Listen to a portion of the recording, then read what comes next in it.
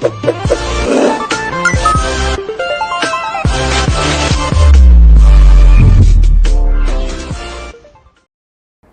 and Assalamualaikum.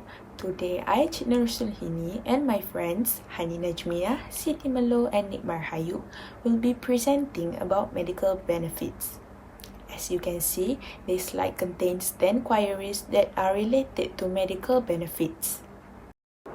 The first query is, what is medical benefits? Medical benefits is monthly fair market value of benefits provided to the employee and the employee's dependents by the partnerships Major Medical, Dental, and Vision. Benefit plans at the level of coverage in effect for such persons immediately prior to the employee's termination of employee date. The law incorporates 5 classes of benefits including medical benefit, sickness benefit, maternity benefit, disablement benefit, and dependence benefit, imbued with the provision of medical care to covered personnel for illnesses arising from their jobs or other sources. It will be in charge of providing medical care and treatment to sick, insured persons at state insurance facilities set up by the state government.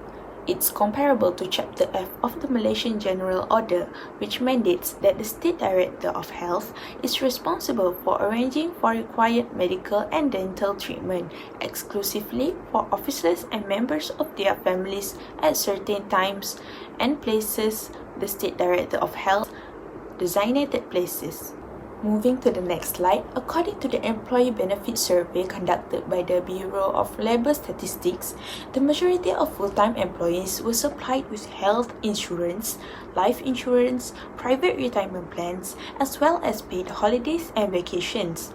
The 2021 Malaysia Benefits Summary also verifies that employees are qualified for the majority of government-run benefits program, including outpatient generalist healthcare, consultation with a specialist, subsidy for dental and optical services, maternity allowance, surgical and hospitalization benefits, life or disability insurance leaves. The second query is what are the regulated relations governing the medical benefits? There are 2 categories of leave. The first one is half-pay leave. Half-pay leave is one of the recommendation on a government medical officer. Members of the officer's family or legal parents are sick and require the officer's close attention and support. It is also to respect of a member of the officer's family or legal parents. The second leave is leave on medical grounds. It is supported by a medical certificate issued by a government medical officer or by a medical board. For example, sick leave, extended sick leave, quarantine leave, maternity leave, injury leave, and tuberculosis, leprosy, and cancer leave, and other sickness requiring long recuperation period. Medical certificate issued by a private practitioner will be accepted at the discretion of the head of department only when it does not exceed 2 consecutive days. The third question is, do officers have to pay for any hospital treatment they receive? The answer is everything is free of charge. They can get the free medical, free dental treatment, and free medication, including the free supply of orthopedic applications, artificial lips, special type of glasses prescribed by a government medical officer, and equipment for sustaining specialized treatment approved by the government. Charges for wards. A deposit is required of pensioners or government employees who wish to shift to a higher class ward than their entitlement. In terms of ward charges, pensioners and government employees who request a transfer to a higher class than their entitlement will be charged at the same rate as public and private employees. As for ward class, a government employee will be admitted to a third class if they did not hand in a guarantee letter from his or her department. Meanwhile, pensioners will be admitted to a third class ward if no pensioner card or other supporting document is provided. Fourth question. What is the procedure that the officers must follow before they can receive free hospital treatment? First, basic recruitment, where they must be qualified and appointed to a public service office. Second, their minimum age requirement is 18 years old. Third, the state secretary deems him as qualified for the position. And the last one, they need to examine and certified mentality and physical fit for the job. Okay, the second procedure is basic procedures, where they need to provide name and address of his next of kin and anyone whom he desires information to be forwarded in the event of his death or serious illness. Second, they need to provide complete address. The last one, they need to sign the declaration of secrecy as set out in Form A of the schedule in the presence of HOD or senior office of his department and make a statutory declaration under Statutory Act 1918. A few applying that civil servant can do. First, applying for medical costs, orthopedic equipment and prosthetic lips, medical services and kidney therapy. Second, applying for infertility treatment expenses at the Lembaga Penduduk dan Pembangunan Keluarga Negara (LPPKN). Third, applying for expenses for emergency treatment at a private hospital or clinic. Fourth, applying for expenditure for specialized treatment at a private hospital. 5. Applying for treatment overseas.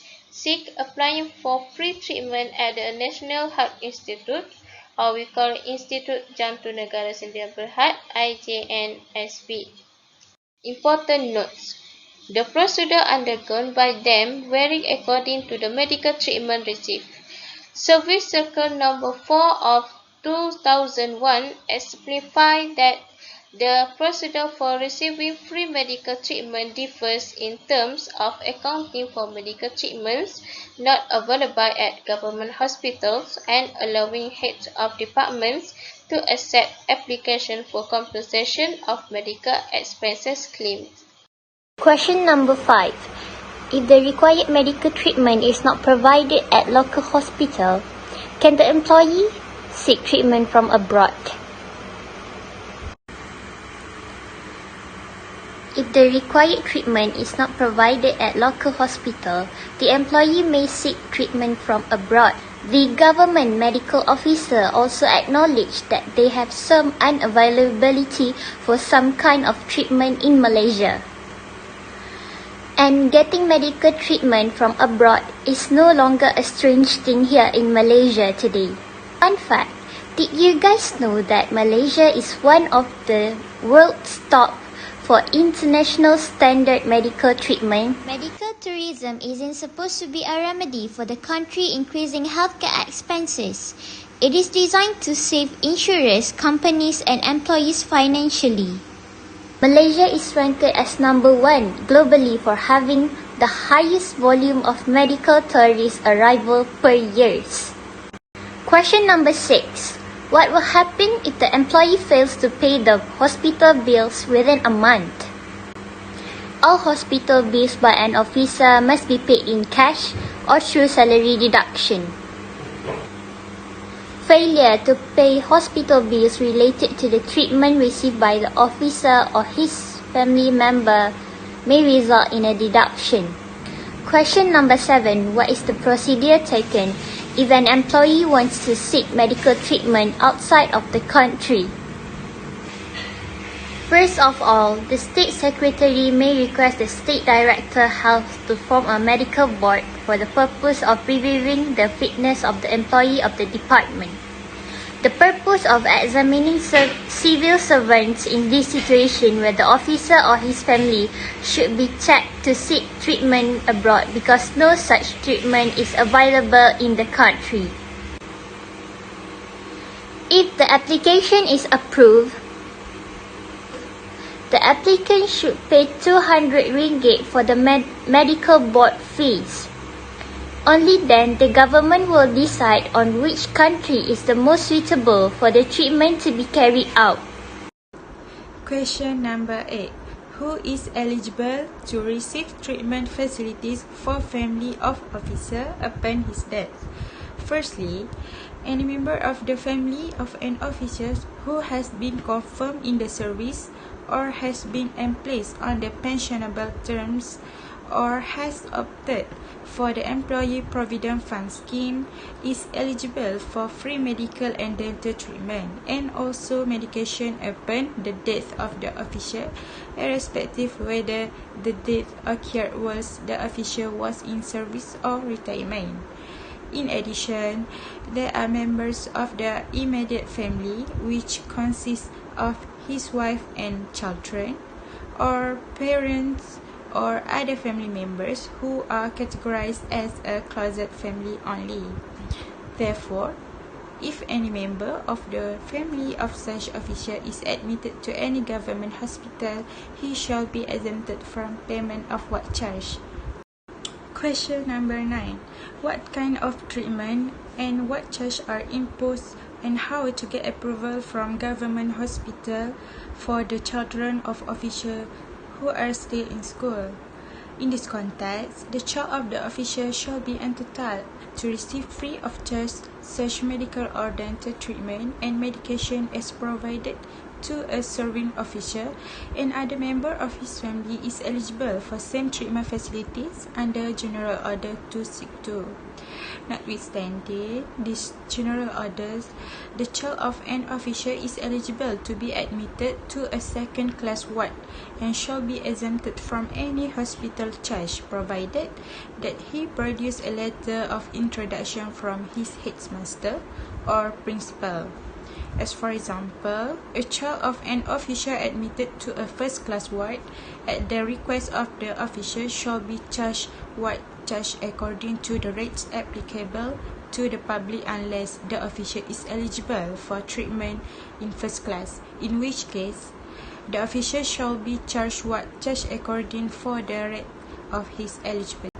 Besides that, an officer or a member of his family who wishes to seek treatment shall produce any identification documents as in Form K of the seat schedule or such other treatment as may be acceptable by the hospital authorities. Usually, if an officer of a member of his family admitted to a ward for treatment, he shall within 24 hours, including weekly holidays and public holidays, produce a confirmation letter and an undertaking by the officer as in Form L of the seat schedule. The last question is, do women officer or the wife of an officer decides to be confined elsewhere than in a government hospital needs to pay by themselves or covered by the government? Female officer or the wife of an officer chooses to be confined somewhere other than a government hospital, she is responsible for all maternity expenses. Malaysia Employment Act, written in 1995, imbued that every female employee shall be entitled to maternity leave for a period of not less than 60 consecutive days or within her eligible period in respect of each pregnancy. Regardless of the place chosen to be confined, women officers or the wife of an officer are still given the convenience of maternity leaves and allowances. According to the general orders, women officers or the wife of an officer are allowed to appeal for such maternity leave.